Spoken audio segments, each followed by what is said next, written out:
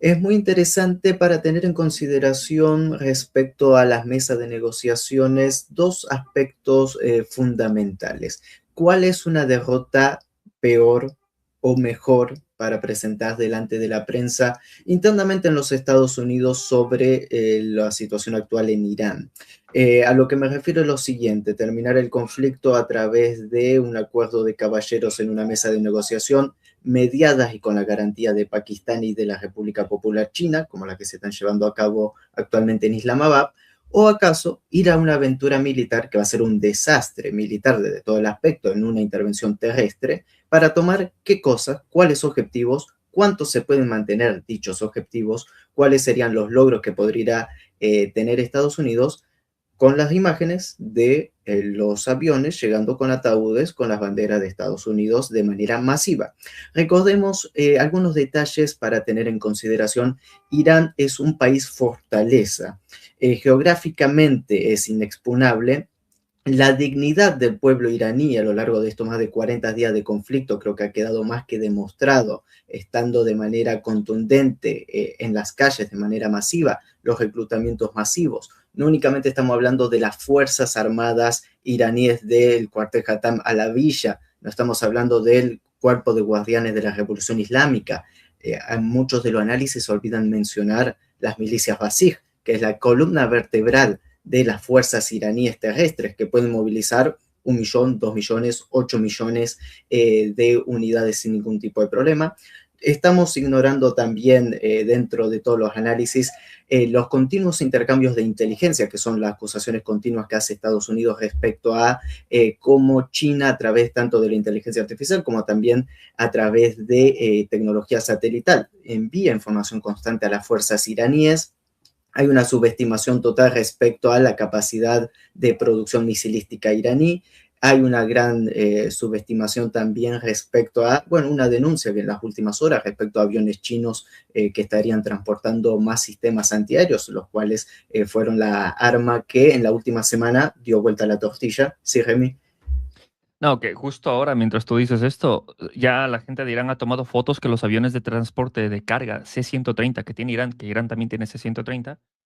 los han visto ya sobre el espacio aéreo de Irán, por lo cual siguen vivos y además de eso, al parecer Irán está comenzando a mover recursos militares a otras partes de Irán. Entonces, sí que es verdad que el tema que dice Tadeo también es importante, que tanto Rusia y China al parecer en estos momentos están aprovechando la paz para mover suministros militares, que también se han reportado algunos navíos rusos que han estado, Manpats también estaban. algunos, también munición para sistemas antiaéreos y bombas que también son utilizadas por drones. Hay componentes para drones Shahid, especialmente por Rusia, porque las fábricas rusas producen drones Gerán, que es el mismo dron, básicamente, casi, ¿no? El mismo dron, que las partes pues igual funcionan, ¿no? Y China también lo que dice Tadeo es importante, o sea, también se han estado moviendo lo mismo, piezas para drones, repuestos, sistemas antiaéreos de mano, porque se han dado cuenta que los sistemas antiaéreos de mano, con la locura que está haciendo Estados Unidos de moverse por las montañas a nivel bajo, o sea, un mal manpad en una montaña y esa operación se iba pero a pique y morían cientos en esa operación, por cierto. Bien, Pero teniendo en bueno, cuenta todos estos factores, hay que ver qué tan viable políticamente para Donald Trump en la situación actual es la salida diplomática. Y recordemos un evento no menor, que son las garantías que se está teniendo. Creo que el comunicado del ministro de Defensa pakistaní diciendo malditos sean y ardan en el infierno aquellos que crearon el pseudoestado de Israel, creo que es un respaldo no menor en los cuales también da una mesa de negociación fuerte. Y recordemos que detrás de Pakistán está China. Los últimos elementos bombardeados por la entidad de israelí en Irán fueron infraestructura clave y vital dentro del complejo de la Franja y la Ruta de China en Irán. Entonces, cuando ya se traspasaron algunas líneas rojas, más allá de que únicamente es Irán, que Irán interpretó que esta guerra es una guerra existencial de manera muy correcta, creo que hay mucha presión internacional, que eso también se ve reflejado a través de las diferentes llamadas entre los cancilleres, llamadas continuas entre Lavrov con Arakchi en Irán, con Wang Yi en China, en los cuales habla de una estructura mucho más compleja de la situación actual. Hay que ver hasta qué punto sería una salida cordial para los Estados Unidos de esta crisis o si decide cometer el suicidio total, que significaría una pérdida aún mayor. Recordemos que durante estos 40 días tanto la Federación Rusa como la República Popular China no únicamente se beneficiaron al 100% de esta guerra, teniendo un Estados Unidos distraído y un Estados Unidos que se vio obligado a retirar sanciones internacionales, sino que tenemos también una China que logró un gran reposicionamiento en el sudeste asiático a través de la ASEAN, en los cuales muchos países empezaron a recibir combustible de parte de China, China que ya se había abastecido lo suficiente en enero y febrero previendo todos estos escenarios, y por el otro lado una Rusia que tiene una carta libre de comercialización con lo que significó el barril Ural de petróleo cotizando a nivel internacional, siendo el único barril con garantía de entrega viable en todo Asia. Bueno, hay otros escenarios que hay que ver si acaso Estados Unidos, si quiere continuar esta guerra, no le estaría haciendo incluso un gesto de buena fe en la ignorancia total de Donald Trump hacia sus enemigos estratégicos. Todo esto creo que es necesario tomarlo en cuenta en los análisis en línea general, también teniendo en cuenta que mañana domingo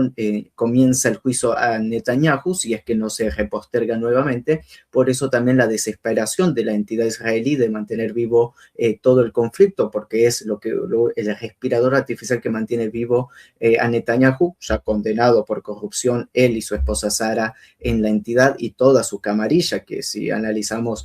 por causas judiciales, ninguno está libre de muchas acusaciones no menores, y en medio de eso mantener vivo ese pseudo-nacionalismo que ellos implosionan sobre el Gran Israel y demás, y las operaciones en el Líbano, es parte de seguir manteniendo vivo al régimen en medio de toda esta situación, pero con resultados muy magros, que eso fuera lo otro que analizaba también Remy respecto a la situación de que tampoco se han cumplido los principales objetivos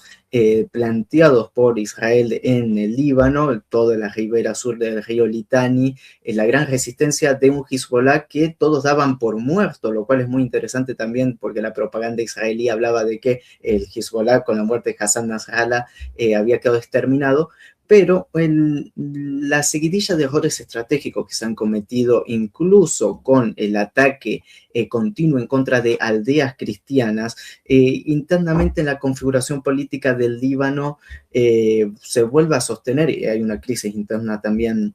no menor, en lo cual el comandante del ejército libanés insiste que la única fuerza armada real del Líbano es el Hezbollah, y desarmar el Hezbollah sería entregar todo el Líbano.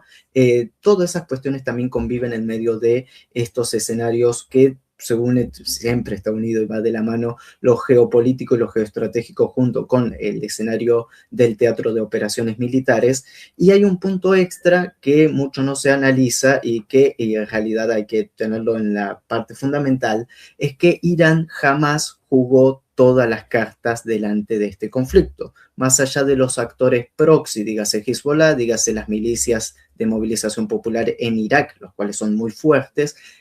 también el gobierno yemení de los hutíes tiene una daga sobre Bab al-Mandeb, sobre el Mar Rojo, que podría ser igual de letal que el cierre total del estrecho de Hormuz, que también hay que reivindicar que jamás hubo cierre total del estrecho de Hormuz. Si Irán quisiera cerrar verdaderamente el estrecho de Hormuz, minarlo y mantenerlo totalmente bloqueado, la situación incluso sería mucho peor. Recordemos que siempre hubieron algunas mediaciones, barcos con ciertos permisos, con el Cuerpo Guardián de la Revolución, las trayectorias si se hacían en yuanes o en dólar, bueno, todo eso ya estaba triangulizado en Hormuz, pero todo este escenario lo que nos tiene que llevar a pensar es sobre la viabilidad de esta mesa de negociaciones y cuál sería un buen término para los Estados Unidos en la encerrona que se metió en sí mismo y qué significaría una pérdida mayor, porque una intervención terrestre de Estados Unidos en Irán activaría todos los actores proxy. Lo que hemos visto, por ejemplo, en Bahrein, país de mayoría chií,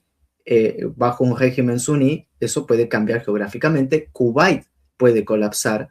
Emiratos Árabes, ya hay muchas quejas de los diferentes componentes de la Federación de los Emiratos. Entonces, hay muchas cuestiones, el mismo gobierno sirio, por cierto, si llega a cometer un error en contra de Hezbollah, hay muchas cuestiones a nivel territorial que excede y que queda delante de la mano de Estados Unidos, que puede mantener un escenario controlado a partir de las negociaciones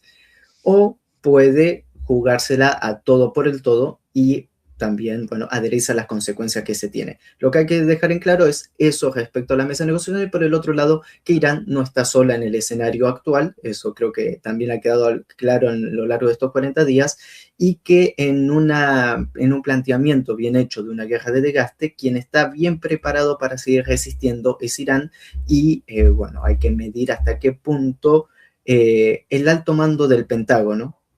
tiene el poder también para controlar o no las decisiones unilaterales y sin ningún tipo de raciocinio, vamos a decirlo, desde la parte táctica de Donald Trump y su comando conjunto de seguidores acérrimos, que lo último que tienen creo que es, bueno, materia gris en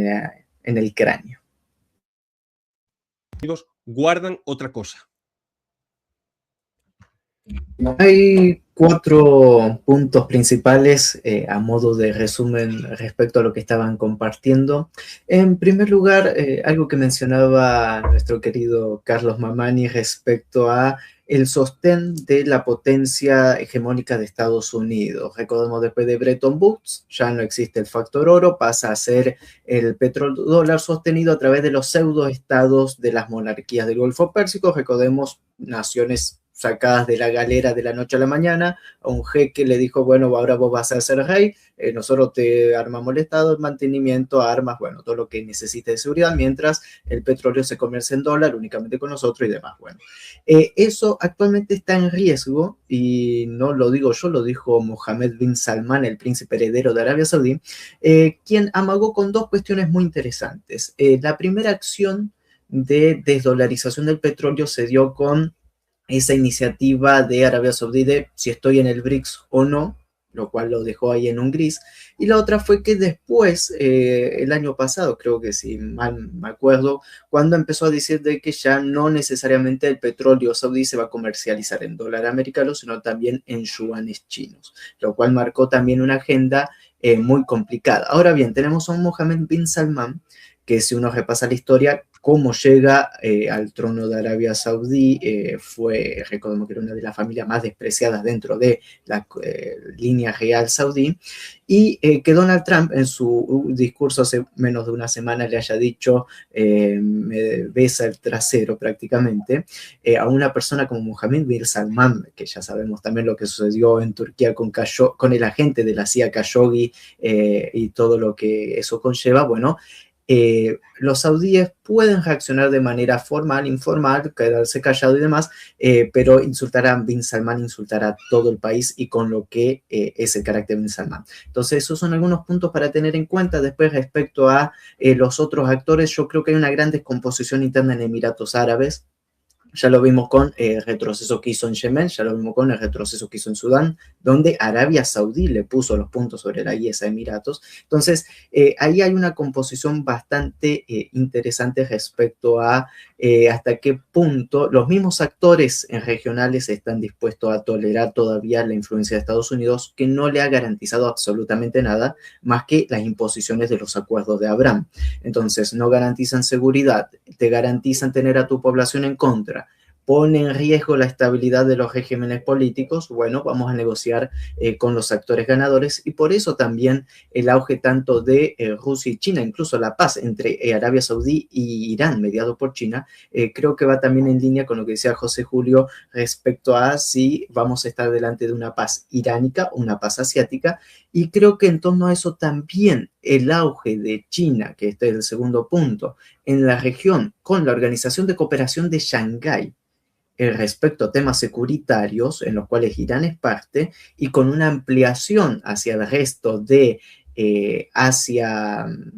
occidental, como se suele decir, para no decir Medio Oriente, que es el término colonialista impuesto en la región, es bastante interesante porque existe esa ampliación en los cuales incluso Turquía está entre su gran Turán en el Asia Central, que negocia a partir de 2 grandes estructuras, la Organización de Cooperación de Shanghái y la Organización de Tratado de Seguridad Colectiva con Rusia y con China, hace el juego para la construcción de un ecosistema mucho más grande en los cuales ya la dependencia de Estados Unidos empieza a reducirse. Eso también teniendo en cuenta Erdogan, de que Netanyahu dijo que el próximo es él. Es decir, los próximos son los turcos. Está dentro de la política de la expansión del Gran Israel para ir neutralizando a cualquier amenaza regional. Entonces, delante de todo este escenario hay muchas definiciones para darse, por eso comparto las palabras también de Carlos respecto a que estamos en un quiebre total y por eso hay que analizar cada una de estas aristas independientemente por los resultados que pueden ir surgiendo a través de el juego tanto de la diplomacia blanda como de la diplomacia dura y de las imposiciones militares de intereses económicos y financieros por otro lado. Y retomando también como tercer punto lo que decía José Julio respecto a la resurrección de las grandes potencias, Rusia, China y demás, todos fueron errores estratégicos de Estados Unidos.